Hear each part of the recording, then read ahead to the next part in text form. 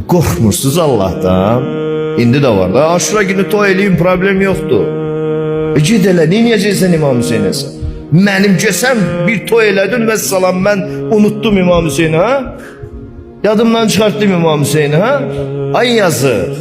Qorxmursan Allah'ın qəzəbinə düş gələrsən. Yüzlərlə də gələnlər olub. Qorxmursan bundan, özün bilərsən. Sən Hüseyin ibn Əliyə heç bir ziyan vura bilməzsin.